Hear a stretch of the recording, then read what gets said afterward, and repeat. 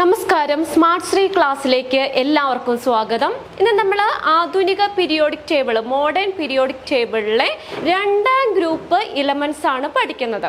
കഴിഞ്ഞ ക്ലാസ്സിൽ നമ്മൾ പറഞ്ഞു 4 ബ്ലോക്കുകളുണ്ട് അല്ലേ? SPDF പീരിയോഡിക് ടേബിളിൽ 4 ബ്ലോക്കുകൾ. അതിൽ ഒന്നാമത്തെ ബ്ലോക്ക് എസ് ബ്ലോക്കിൽ ഉൾപ്പെടുന്ന ഗ്രൂപ്പ് 1ഉം 2ഉം അല്ലേ? ഒന്നാമത്തെ ഗ്രൂപ്പും രണ്ടാമത്തെ ഗ്രൂപ്പും ഉൾപ്പെടുന്നതാണ് എസ് ബ്ലോക്ക്. അതിൽ ഒന്നാമത്തെ ഗ്രൂപ്പ് നമ്മൾ കഴിഞ്ഞ ക്ലാസ്സിൽ പഠിച്ചു. ഇന്ന് നമ്മൾ എസ് ബ്ലോക്കിലെ രണ്ടാം ഗ്രൂപ്പ് മൂലകങ്ങളെ കുറിച്ചാണ് പഠിക്കാൻ പോകുന്നത്. ഓക്കെ, നമുക്ക് ക്ലാസ്സിലേക്ക് കിടക്കാം. രണ്ടാം ഗ്രൂപ്പ് മൂലകങ്ങൾ. ഫസ്റ്റ് നമുക്ക് ഈ രണ്ടാം ഗ്രൂപ്പ് ഉൾപ്പെടുന്ന മൂലകങ്ങൾ ഏതൊക്കെയാണെന്ന് നോക്കാം. ബെറീലിയം ഫസ്റ്റ് നോക്കാം. Beryllium, magnesium, calcium, strontium, barium, radium. ഇതാണ് രണ്ടാം ഗ്രൂപ്പിൽ ഉൾപ്പെടുന്ന മൂലകങ്ങൾ. ഏതൊക്കെയാണ്? Beryllium, magnesium, calcium, strontium, barium, radium. Okay, ഈ രണ്ടാം ഗ്രൂപ്പ് മൂലകങ്ങളെ പൊതുവെ ആൽക്കലൈൻ എർത്ത് ലോഹങ്ങൾ എന്നറിയപ്പെടുന്നു. രണ്ടാമത്തെ പോയിന്റ് ആണ്. രണ്ടാം ഗ്രൂപ്പ് മൂലകങ്ങൾ അറിയപ്പെടുന്നത് എന്താണ്? ആൽക്കലൈൻ എർത്ത് ലോഹങ്ങൾ എന്നറിയപ്പെടുന്നു. ഓക്കെ, ഇനി ഇവയുടെ എസ് ഓർബിറ്റലിൽ ഉൾക്കൊള്ളാൻ, ബാഹ്യതമ ഷെല്ലിലുള്ള എസ് ഓർബിറ്റലിൽ ഉൾക്കൊള്ളാൻ കഴിയുന്ന പരമാവധി ഇലക്ട്രോണുകളുടെ എണ്ണം 2 ആയിരിക്കും. അപ്പൊ രണ്ടാം ഗ്രൂപ്പ് മൂലകങ്ങളുടെ ബാഹ്യതമ എസ് ഷെല്ലിൽ ഉൾക്കൊള്ളാൻ കഴിയുന്ന പരമാവധി ഇലക്ട്രോണുകളുടെ എണ്ണം 2 ആയിരിക്കും. നമുക്കിവിടെ ഒരു എക്സാമ്പിൾ നോക്കാം. ബെറീലിയം എടുക്കാം. BE, അതിന്റെ പ്രതീകം ഏതാണ്? BE, beryllium. അറ്റോമിക് നമ്പർ എന്ന് പറയുന്നത് 4 ആണ്. നാലാമത്തെയാണ് അറ്റോമിക് നമ്പർ 4. ഇനി നമുക്ക് അതിന്റെ ഇലക്ട്രോൺ വിന്യാസം, ഇലക്ട്രോണിക് കോൺഫിഗറേഷൻ എഴുതി നോക്കാം. എങ്ങനെയാണ് നോക്കിയേ? 1s2 2s2 1s2 2s2. നോക്കിയേ, ലാസ്റ്റ് ഷെല്ല് നോക്കിയേ, ബാഹ്യതമ ഷെല്ലിലുള്ള എസ് ഓർബിറ്റിന്റെ എണ്ണം നോക്കിയേ 2 അല്ലേ? അതുപോലെ നോക്കിയേ മെഗ്നീഷ്യം അറ്റോമിക് നമ്പർ എത്രയാണ്? 12 ആണ്. അപ്പൊ ഇലക്ട്രോണിക് കോൺഫിഗറേഷൻ നമുക്ക് എങ്ങനെ എഴുതാം? 1s2 2s2 2p6 3s2. അപ്പൊ ബാഹ്യതമ ഷെല്ല് നോക്കുക.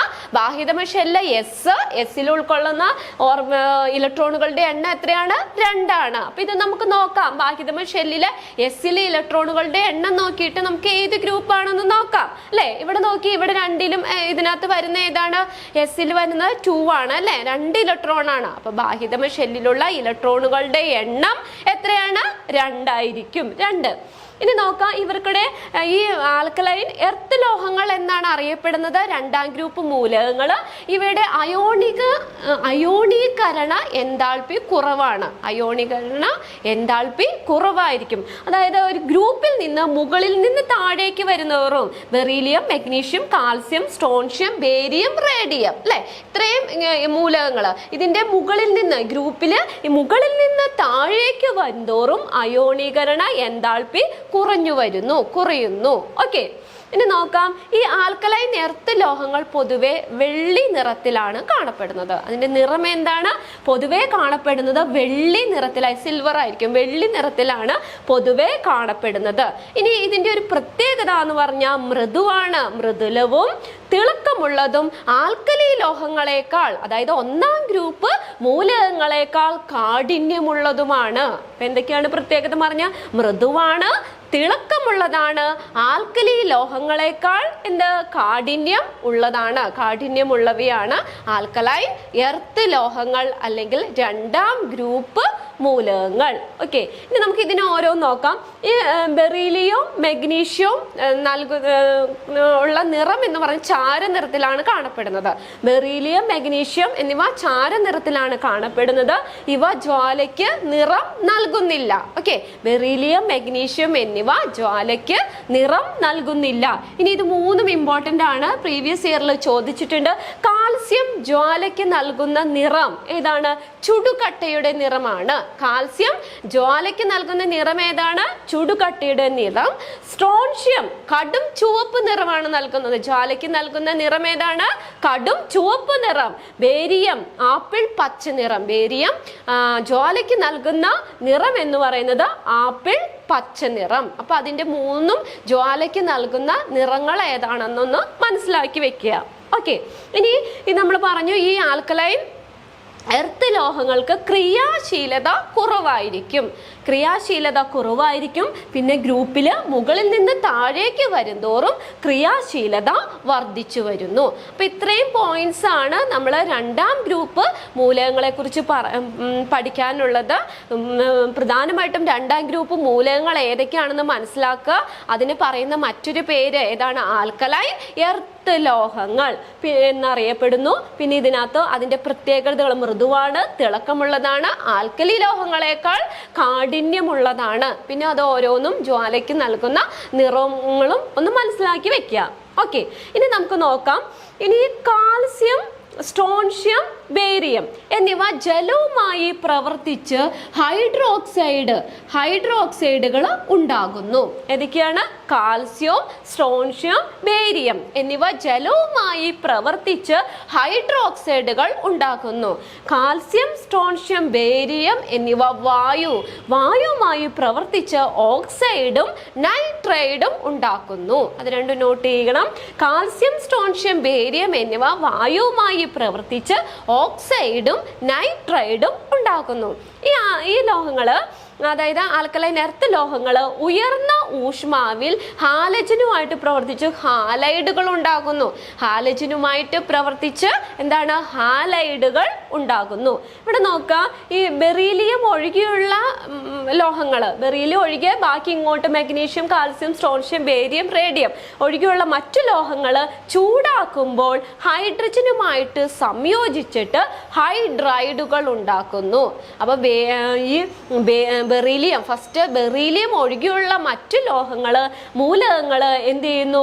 ചൂടാക്കുമ്പോൾ ഹൈഡ്രജനുമായിട്ട് സംയോജിച്ചിട്ട് ഹൈഡ്രൈഡുകൾ ഉണ്ടാകുന്നു. എന്താണ്? ഹൈഡ്രൈഡുകൾ ഉണ്ടാകുന്നു. ഓക്കെ, ഇനി ഇവ ആസിഡുമായി പ്രവർത്തിച്ചിട്ട്, ആൽക്കലൈൻ എർത്ത് ലോഹങ്ങൾ ആസിഡുമായിട്ട് പ്രവർത്തിച്ച് ഡൈഹൈഡ്രജൻ ഉണ്ടാകുന്നു. ആൽക്കലി എർത്ത് ലോഹങ്ങൾ തീവ്രതയേറിയ ഒരു നിരോക്സികാരിയാണ്. അതുകൂടി നോട്ട് ചെയ്യുക, തീവ്രതയേറിയ ഒരു നിരോക്സികാരിയാണ്. ഓക്കെ, അപ്പോൾ രണ്ടാം ഗ്രൂപ്പ് മൂലകങ്ങൾ അല്ലെങ്കിൽ പൊതുവെ അറിയപ്പെടുന്നത് എന്താണ്? ആൽക്കലൈൻ എർത്ത് ലോഹങ്ങൾ എന്നറിയപ്പെടുന്നു. ഓക്കെ, ഇനി നമുക്ക് ഇതിന്റെ ഉപയോഗങ്ങൾ എന്തൊക്കെയാണെന്ന് നോക്കാം. ഓരോ ലോഹസങ്കരങ്ങളുടെ വ്യവസായ നിർമ്മാണത്തിനും എക്സ്റേ വികിരണ ട്യൂബുകളുടെ ജാലകം നിർമ്മിക്കുന്നതിനും ബെറീലിയം ഉപയോഗിക്കുന്നു. അപ്പോൾ നമ്മൾ ആൽക്കലൈൻ എർത്ത് ലോഹങ്ങളിൽ വരുന്നതാണ് ഏത്? ബെറീലിയം. ബെറീലിയത്തിന്റെ യൂസ് എന്താണ്? ലോഹസങ്കരങ്ങളുടെ വ്യാവസായിക നിർമ്മാണത്തിനും എക്സ്റേ വികിരണ ട്യൂബുകളുടെ ജാലകം നിർമ്മിക്കുന്നതിനും ഏത്? ബെറീലിയം ഉപയോഗിക്കുന്നു. നെക്സ്റ്റ്, ദൃഢതയേറിയ സ്പ്രിങ്ങുകൾ നിർമ്മിക്കാൻ ഉപയോഗിക്കുന്ന ബെറീലിയത്തിന്റെ ലോഹസങ്കരമാണ് കോപ്പർ ബെറീലിയം. ദൃഢതയേറിയ സ്പ്രിങ്ങുകൾ നിർമ്മിക്കാൻ ഉപയോഗിക്കുന്ന ബെറീലിയത്തിന്റെ ലോഹസങ്കരം ഏതാണ്? താഴെ തന്നിരിക്കുന്നത് കോപ്പർ ബെറീലിയം. ഇനി ഫ്ലാഷ് പൗഡർ, ഫ്ലാഷ് ബൾബുകൾ, സ്ഫോടന ബോംബുകൾ, അതുപോലെ തന്നെ സിഗ്നലുകൾ എന്നിവയിലേക്ക് മഗ്നീഷ്യം പൊടിയും അതിന്റെ റിബണും ഉപയോഗിക്കുന്നു. എവിടേക്കാണ്? ഫ്ലാഷ് പൗഡർ, ഫ്ലാഷ് ബൾബുകൾ, അല്ലെ, സ്ഫോടന വസ്തുക്കൾ, സിഗ്നൽസ് എന്നിവയിലേക്ക് ഈ മഗ്നീഷ്യത്തിന്റെ പൊടിയും റിബണും ഉപയോഗിക്കുന്നു. നെക്സ്റ്റ്, വികിരണങ്ങൾ ഉപയോഗിച്ചിട്ടുള്ള അർബുദ ചികിത്സയിൽ റേഡിയം ലവണങ്ങൾ ഉപയോഗിക്കുന്നു. ഏതാണ്? റേഡിയം ലവണങ്ങളാണ് ഉപയോഗിക്കുന്നത്, റേഡിയത്തിന്റെ. അപ്പൊ നമ്മളിപ്പോ ഏതാണ്? രണ്ടാം ഗ്രൂപ്പ് മൂലകങ്ങൾ, അവയുടെ സവിശേഷതകളും ഉപയോഗങ്ങളുമാണ് പഠിച്ചത്. അപ്പൊ ഇതോടുകൂടി ഒന്നും രണ്ടും ഗ്രൂപ്പ് നമ്മൾ പഠിച്ചു. ഇതോടുകൂടി നമ്മുടെ എസ് ബ്ലോക്ക് അവിടെ കംപ്ലീറ്റ് ആയിട്ടുണ്ട്. ഇനി നെക്സ്റ്റ് നമ്മൾ പഠിക്കാൻ പോകുന്നത് ഏതാണ്? പി ബ്ലോക്ക് ആണ്. പി ബ്ലോക്ക് മൂലകങ്ങൾ. പി ബ്ലോക്ക് മൂലകങ്ങൾ. പി ബ്ലോക്ക് എന്ന് പറഞ്ഞതാണ് ഗ്രൂപ്പ് 13 മുതൽ 18 ഗ്രൂപ്പ് 13 മുതൽ ഗ്രൂപ്പ് 13 മുതൽ 18 വരെ വരുന്നതാണ് ഏത്? പി ബ്ലോക്ക് മൂലകങ്ങൾ. ഗ്രൂപ്പ് എത്രയാണ്? 13 മുതൽ 18 ഗ്രൂപ്പ് വരെയാണ് പി ബ്ലോക്ക് മൂലകങ്ങൾ അല്ലെങ്കിൽ പി ബ്ലോക്ക് എലമെന്റ്സിൽ വരുന്നത്. ഇനി നോക്കാം, ഇതിനെ എസ് ബ്ലോക്കിനെയും പി ബ്ലോക്കിനെയും പൊതുവെ പ്രാതിനിധ്യ മൂലകങ്ങൾ എന്നറിയപ്പെടുന്നു. പ്രാതിനിധ്യ മൂലകങ്ങൾ എന്നറിയപ്പെടുന്നു. ഏതൊക്കെ? എസ് ബ്ലോക്കും പി ബ്ലോക്കും കൂടി ചേർന്നിട്ട് പ്രാതിനിധ്യ മൂലകങ്ങൾ എന്നറിയപ്പെടുന്നു. ഇനി ഇവിടെ നോക്കാം, ഇവിടെ അവസാന ഇലക്ട്രോൺ പൂരണം നടക്കുന്ന സബ് ഷെൽ എന്ന് പറയുന്നത് പി ആയിരിക്കും. പി ബ്ലോക്കിൽ ഏതാണ് ലാസ്റ്റ് ഇലക്ട്രോണിക് കോൺഫിഗറേഷൻ എഴുതുമ്പോൾ എവിടെയാണ് ലാസ്റ്റ് ഇലക്ട്രോൺ പൂരണം നടക്കുന്നത്? എവിടെയായിരിക്കും? പിയിലായിരിക്കും. ഓക്കെ, പിയിലായിരിക്കും. പി ബ്ലോക്ക് എലമെന്റ്സിന് ഉയർന്ന അയോണീകരണ ഊർജം ഉണ്ട്.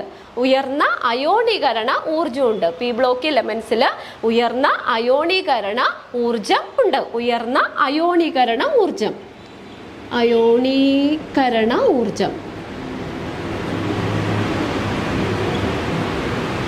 ഓക്കെ, പി ബ്ലോക്ക് എലമെന്റ്സിന് ഉയർന്ന അയോണീകരണ ഊർജമുണ്ട്.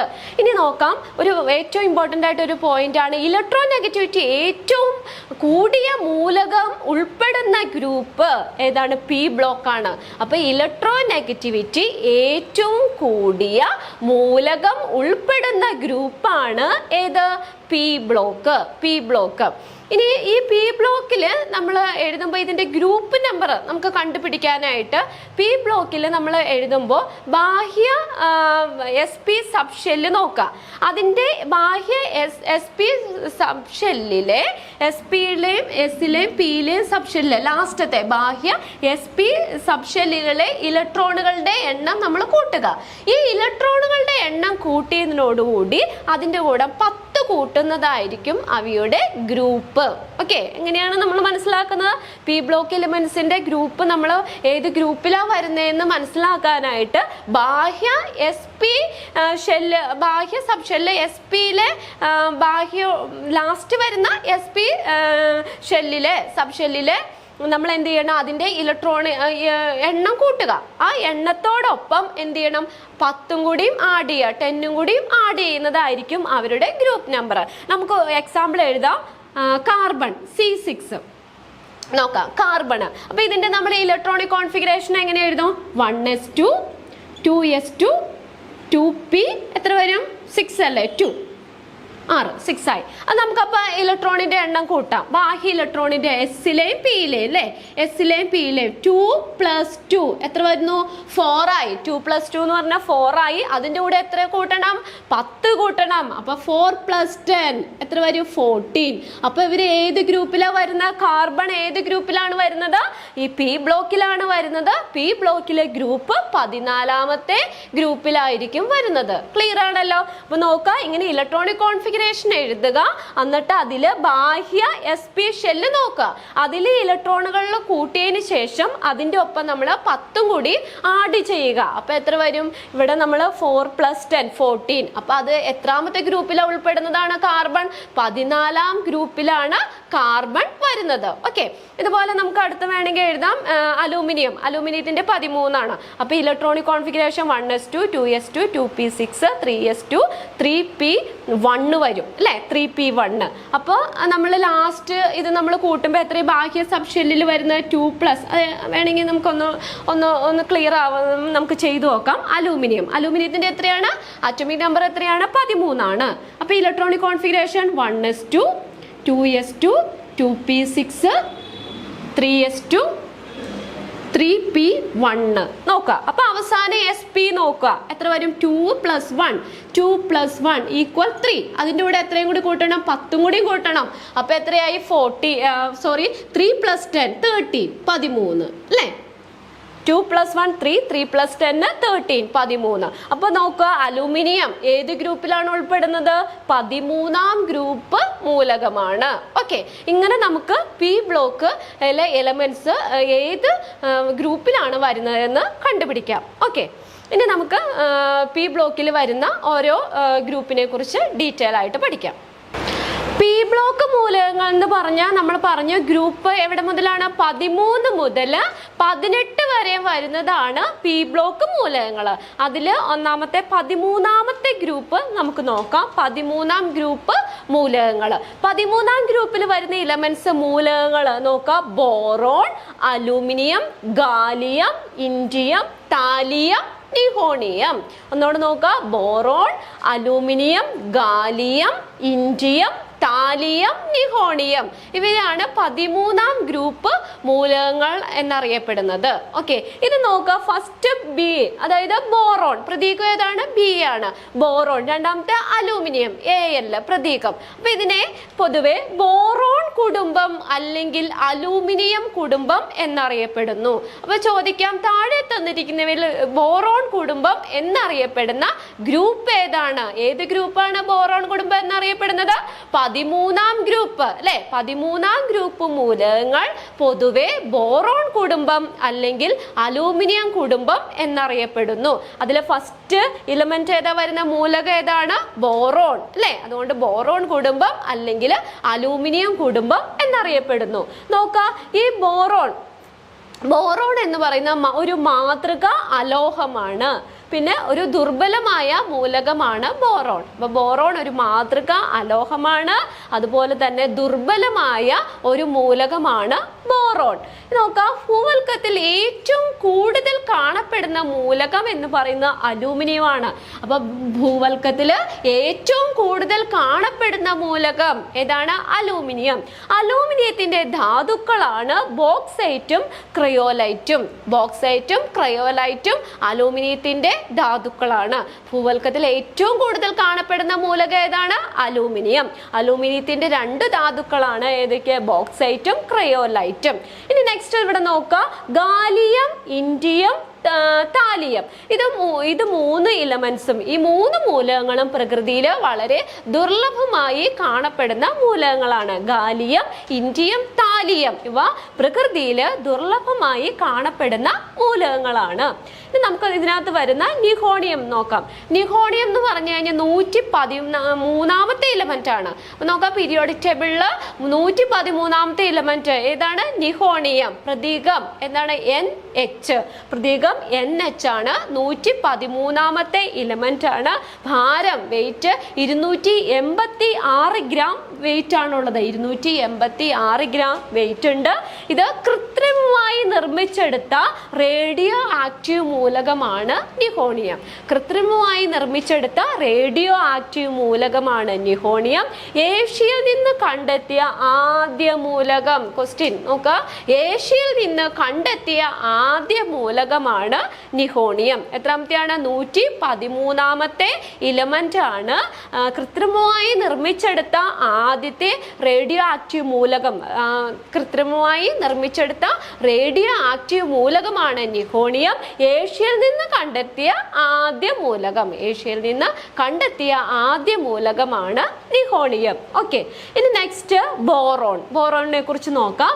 ബോറോൺ എന്ന് പറഞ്ഞത് എത്രാമത്തെ? 13ാം ഗ്രൂപ്പിൽ വരുന്ന ഒരു ഇലമെന്റ് ആണ് ബോറോൺ. അത് കാഠിന്യമേറിയ കറുത്ത ഖരമാണ്. ബോറോൺ എന്ന് പറഞ്ഞത് വളരെ കാഠിന്യമുള്ള കറുത്ത ഖരമാണ്. ഒരു അലോഹമാണ്. ദ്രവണാങ്കം വളരെ ഉയർന്നതാണ്. അപ്പൊ ദ്രവണാങ്കം വളരെ ഉയർന്നതാണ്. അപ്പൊ ബോറോണിനെ കുറിച്ച്, ബോറോൺ 13ാം ഗ്രൂപ്പിൽ വരുന്ന ഒരു മൂലകമാണ്. കാഠിന്യമേറിയ കറുത്ത ഖരമാണ്. പിന്നെ ഒരു അലോഹമാണ്. ദ്രവണാങ്കം വളരെ ഉയർന്നതാണ്. ഓക്കെ, നെക്സ്റ്റ് നമുക്ക് ഫെമിലിയർ ആണ് അലൂമിനിയം അല്ലെ. പ്രതീകം എത്രയാ? AL. Aluminium AL. നോക്കാം, ഉയർന്ന ടെൻസൈൽ ശക്തിയുള്ള വെള്ളി നിറമുള്ള ലോഹമാണ്. എന്താണ്? വെള്ളി നിറം. നമുക്കറിയാം അലൂമിനിയന്റെ കളർ അറിയാം, സിൽവർ ആണ് അല്ലെ. ഉയർന്ന ടെൻസൈൽ ശക്തിയുള്ള വെള്ളി നിറമുള്ള ഒരു ലോഹമാണ് അലൂമിനിയം. ഉയർന്ന വിദ്യുത് ചാലകതയും താപചാലകതയും ഉള്ള ഒരു ലോഹമാണ്. ലോഹമാണ്. ഉയർന്ന വിദ്യുത് ചാലകതയും താപചാലകതയും ഉള്ള ഒരു ലോഹമാണ് അലൂമിനിയം. ഇനി ഇവിടെ നോക്കുക, copper, magnesium, manganese, silicon, zinc തുടങ്ങിയ ലോഹങ്ങളുമായിട്ട് അലൂമിനിയം പ്രവർത്തിച്ച് എന്ത് ചെയ്യുന്നു? ലോഹസങ്കരങ്ങൾ ഉണ്ടാക്കുന്നു. ഈ പറഞ്ഞേക്ക Cu, Mn, Mg, Si, Zn എന്നീ ലോഹങ്ങളുമായിട്ട് പ്രവർത്തിച്ചിട്ട് അലൂമിനിയം പ്രവർത്തിച്ച് എന്ത് ചെയ്യുന്നു? ലോഹസങ്കരങ്ങൾ ഉണ്ടാക്കുന്നു. ഇവിടെ നോക്കാം, അലൂമിനിയത്തിന്റെ അറ്റോമിക ആരം എന്ന് പറയുന്നത് 143 ആണ്. 143 pm. അലൂമിനിയത്തിന്റെ അറ്റോമിക ആരമാണ് 143 pm. അതുപോലെ ഗാലിയത്തിന്റെ അറ്റോമിക ആരം എന്ന് പറഞ്ഞാൽ 135 pm ആണ്. ഓക്കെ, ഗാലിയത്തിന്റെ താഴ്ന്ന ദ്രവണാങ്കം നമ്മൾ പഠിച്ചിട്ടുണ്ട്. ബോയിലിംഗ് പോയിന്റ്, മെൽറ്റിംഗ് പോയിന്റ് പഠിച്ചല്ലേ. താഴ്ന്ന ദ്രവണാങ്കം എന്ന് പറയുന്നത് ഏതാണ്? 303 K ആണ്. 303 K. ഉയർന്ന തിളനില, ഈ ഗാലിയത്തിന്റെ ഉയർന്ന തിളനില എന്ന് പറയുന്നത് 2676 K. 2676 K. ജസ്റ്റ് ഒന്ന് നിങ്ങളൊന്നത് മനസ്സിലാക്കി വെച്ചാൽ മതി. അപ്പൊ നമ്മൾ ആവർത്തന പട്ടികയിൽ 13ാം ഗ്രൂപ്പ് മൂലകങ്ങൾ, 13ാം ഗ്രൂപ്പിൽ മൂലകത്തിൽ വരുന്ന നിഹോണിയം, ബോറോൺ, അലൂമിനിയം ഇതിൻ്റെയൊക്കെ പ്രത്യേകതകളാണ് നമ്മൾ പറഞ്ഞത്. ഇനി നമുക്ക് ഈ 13ാം ഗ്രൂപ്പ് മൂലകങ്ങൾക്കുള്ള പ്രധാന സവിശേഷതകൾ എന്തൊക്കെയാണെന്ന് നോക്കാം. അതിൽ ഇവിടെ ശ്രദ്ധിക്കുക, നിഹോണിയം ഒഴികെയുള്ള മൂലകങ്ങളുടെ സവിശേഷതകളാണ് ഇവിടെ പറയുന്നത്. ഏത്? നിഹോണിയം. ലാസ്റ്റ് ഇവിടെ പറഞ്ഞ നിഹോണിയം ഒഴികെയുള്ള മൂലകങ്ങളുടെ സവിശേഷതകൾ. അതായത് ഇവർക്കിടെ ബാഹ്യതമ ഷെല്ലിലെ ഇലക്ട്രോൺ വിന്യാസം നോക്കുക, ns2 np1 അവസാനിക്കുന്നത്. ns2 np1. അപ്പൊ ബാഹ്യതമ ഷെല്ലിലുള്ള ഇലക്ട്രോൺ വിന്യാസം എന്ന് പറയുന്നത് ns2 np1 ആയിരിക്കും. പിന്നെ നോക്കുക, ഈ ബോറോൺ മുതൽ താലിയം വരെയുള്ള ഈ ഗ്രൂപ്പിൽ മുകളിൽ നിന്ന് താഴേക്ക് വരുന്തോറും സാന്ദ്രത കുറയുന്നു. ഏതിൻ്റെയാണ്? ഈ ബോറോൺ മുതൽ എവിടെ വരെ? താലിയം വരെ ഗ്രൂപ്പിൽ മുകളിൽ നിന്ന് താഴേക്ക് വരുന്തോറും സാന്ദ്രത കുറഞ്ഞു വരുന്നു. പിന്നെ ബോറോണിന് ശേഷമുള്ള വരുന്ന മൂലകങ്ങൾ താഴ്ന്ന ദ്രവണാങ്കവും കൂടിയ വിദ്യുത് ചാലകതയുമുള്ള മൃദു ലോഹങ്ങളാണ്. അതുകൂടി ഒന്ന് നോട്ട് ചെയ്യണം. എന്താണ്? ബോറോണിന് ശേഷം വരുന്ന മൂലകങ്ങൾക്ക് താഴ്ന്ന ദ്രവണാങ്കവും കൂടിയ വിദ്യുത് ചാലകതയുമുള്ള എങ്ങനത്തെ? മൃദു ലോഹങ്ങളാണ്. അപ്പോൾ നമ്മൾ എന്താണ്? പീരിയോഡിക് ടേബിളിൽ നമ്മൾ ഓരോ ബ്ലോക്കുകളാണ് പഠിച്ചത്. എസ് ബ്ലോക്ക് നമ്മൾ കഴിഞ്ഞ ക്ലാസ്സിൽ പഠിച്ചു അല്ലേ? എസ് ബ്ലോക്കിൽ നമ്മൾ ബാക്കി 2ാം ഗ്രൂപ്പ് മൂലകങ്ങൾ ഇന്നത്തെ ക്ലാസ്സിൽ നമ്മൾ പഠിച്ചു. പിന്നെ നെക്സ്റ്റ് നമ്മൾ പഠിച്ചത് ഏതാണ്? പി ബ്ലോക്കിലേക്ക് നമ്മൾ വന്നു. പി ബ്ലോക്ക് 13 മുതൽ 18 വരെ വരുന്നതാണ്. ഗ്രൂപ്പുകൾ ചേർന്നതാണ് പി ബ്ലോക്ക് എന്ന് പറയുന്നത്. പി ബ്ലോക്കിൽ എത്രാമത്തെ? 13ാം ഗ്രൂപ്പ് മൂലകങ്ങളെ കുറിച്ചാണ് നമ്മൾ ഇന്നത്തെ ക്ലാസ്സിൽ നമ്മൾ പഠിച്ചത്. ഇനി അടുത്ത ക്ലാസ്സിൽ നമുക്ക് പി ബ്ലോക്കിൽ വരുന്ന 14ാം ഗ്രൂപ്പ് ഇലമെന്റ്സും അവയുടെ സവിശേഷതകളൊക്കെ നമുക്ക് അടുത്ത ക്ലാസ്സിൽ പഠിക്കാം. അപ്പോൾ ഇത് കണ്ടിന്യൂ ചെയ്ത് തന്നെ ഈ ക്ലാസ് പോവുക. പീരിയോഡിക് ടേബിളിൽ നമ്മൾ ഓരോ ക്ലാസ്സിലും 1-2 ഗ്രൂപ്പുകൾ വീതമാണ് ക്ലാസ് അറേഞ്ച് ചെയ്തേക്കുന്നത്. അപ്പോൾ ഇതിന് കണ്ടിന്യൂറ്റി കിട്ടുന്ന രീതിയിൽ തന്നെ കണ്ടിന്യൂസ് ആയിട്ട് എല്ലാവരും ക്ലാസ് കാണുക, കൃത്യമായിട്ട് നോട്ട് എഴുതിയെടുക്കുക. ഓക്കെ, അപ്പോൾ ഇന്ന് പഠിപ്പിച്ചതൊക്കെ എല്ലാവർക്കും മനസ്സിലായി എന്ന് വിശ്വസിക്കുന്നു. താങ്ക്